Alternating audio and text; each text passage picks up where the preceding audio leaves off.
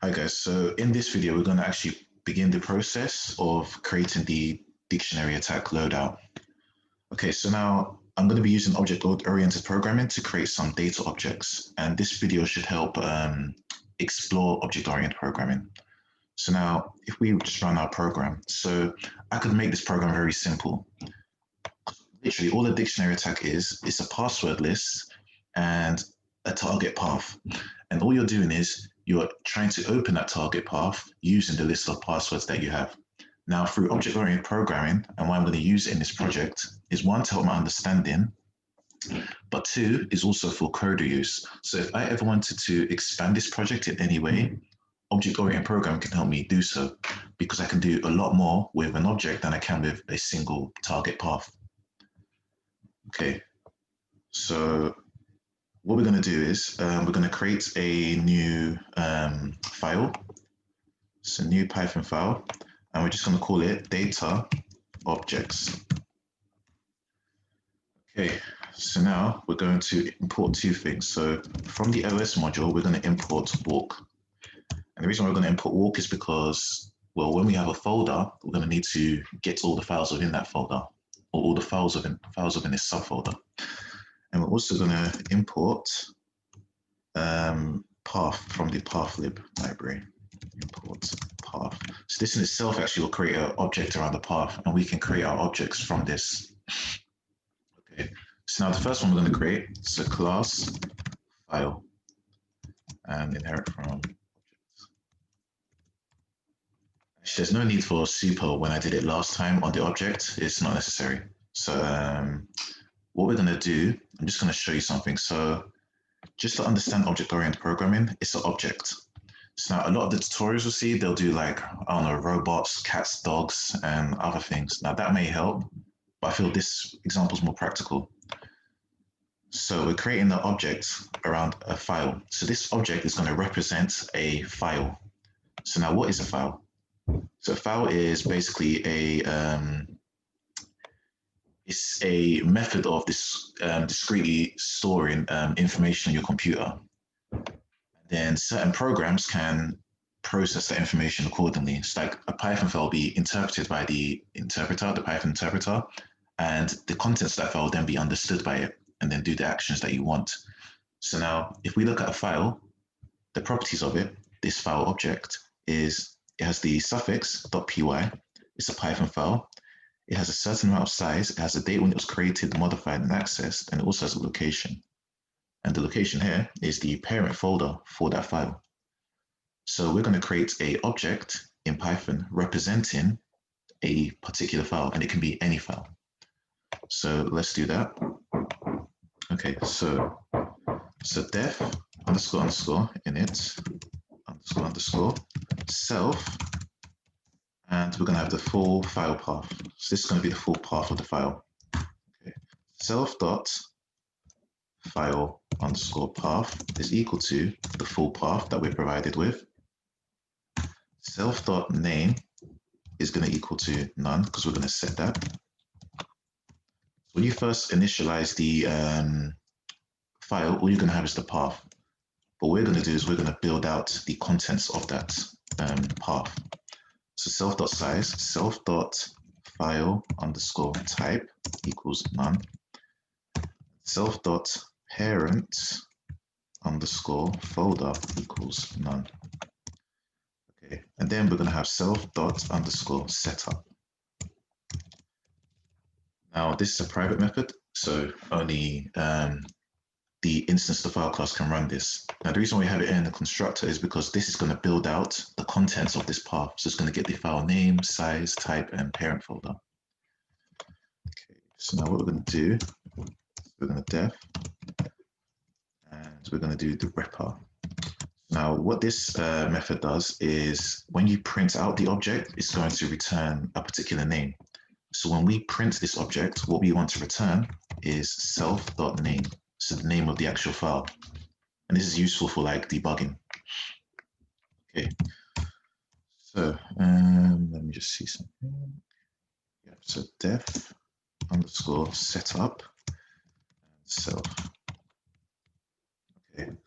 So first thing we can do, we can just print self.file_path. We can just print out the file path. Now next, so P is going to be equal to path self.file_path. Sorry, path. Now what this is going to do, this is going to put the file path into a path library object, and then through that we can just extract the information that we need and create our own object from that. Okay, so self.name equals, and to be honest, I could even inherit from this path library, but I'm not going to do that. Self.name is equal to p.name. So this path object has a name attribute, so we can use that. If p.suffix equals nothing, then we're going to raise an error. So we're going to raise a file not found error. And the message for that error is going to be a f string. It's going to say self.file_path has to be a file, not a folder. Because if a object doesn't have, if a path that's provided doesn't have a suffix like a .py, .txt, then that means it's a folder, like here, for example. So that means it's wrong. That means what the user has done is wrong, or well, what the programmer has done is wrong. So that's why we're going to raise the error. So now self.file_type equals p.suffix. Self.size is going to be equal to p.stat .st_size. And what this will do is this will display the size in bytes. So display size in bytes. Okay, and then the parent folder is going to be equal to self.parent folder_folder. It's going to be equal to string p.parent. Okay, cool. So this is our file created, and I'm going to create a folder, and then we're going to do a demo just so it will help bring everything together. Now, the power of object-oriented programming is what I could do with this file is I could even inherit from it. So every file has these main attributes. What I could do is class Python file and inherit from that file. So it will have all these attributes, but then I can even create more attributes on top of that. So what I could do is create a new class that can then execute, and I'll be executing the Python file. And then I could do the same for like a text file or anything else. Okay, what we're going to do now, we're going to create a folder object. So let's do that. So class folder. Now what is a folder? A folder, as like Wordsmith, is basically a collection of files. So folder, inherit from object. And now this one, so we're going to initialize it, underscore init, underscore self, full path, full_path. And we're also going to have another one, a boolean called include subfolders. And we're going to default that to false. So now what this is for is whether we want to get all of the folders within a folder. Within the full path, if we want to get all the files within the paths folders. So we're going to set it to false. So let's go further. Now we're going to create our attributes. So self.folder_path is equal to full_path. And we're going to test this at the end. And then self.includes _subfolders equals include subfolders. That's defaulted to false. Self.folder_files equals empty tuple.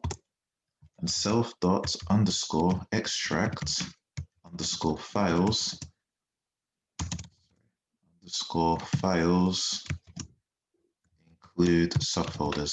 So now when the user first, or when the programmer first initializes this folder, it's going to run this, and it's going to get all of the files and then add them to these folder files. Okay, why is that? Minor. Okay, ignore that. And then we're going to do the repr def_repr_self So what this is going to do is this is just going to return def string self.folder underscore path. So just going to return just the path of the folder.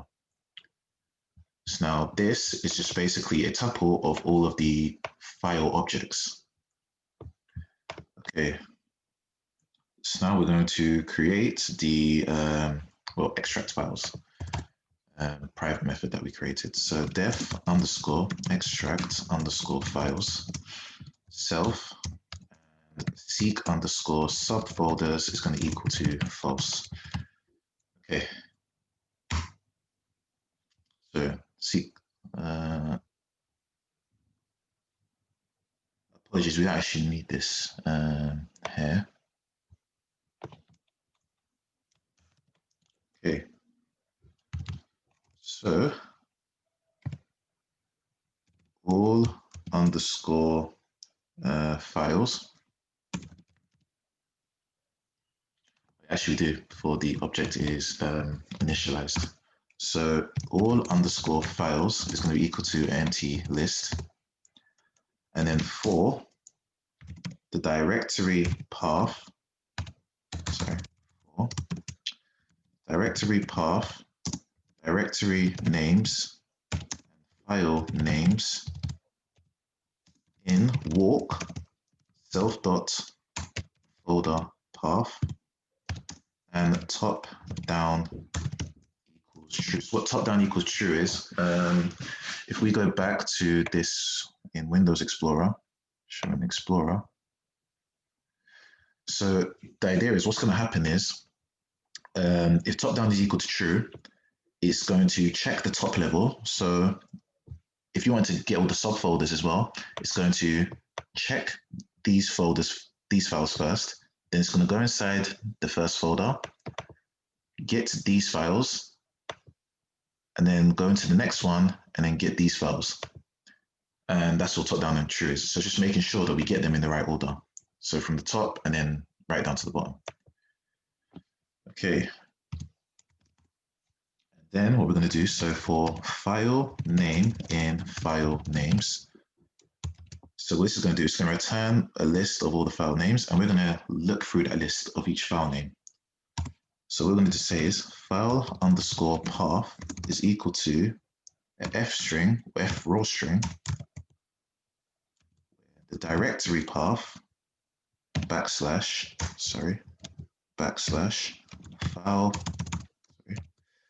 file name. That's going to be like our file path. Sorry, just a second.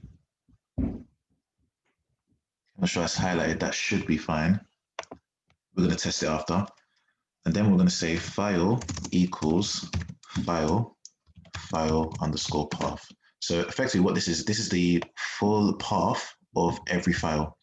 So each file has a full path. And this is just going to create that. Then what it's going to do is we're going to put it into a file object. So we're going to actually create the object, the file object of that path. So then that's how we get the file object. And then all underscore files dot append file. So we're going to append the object to this list here.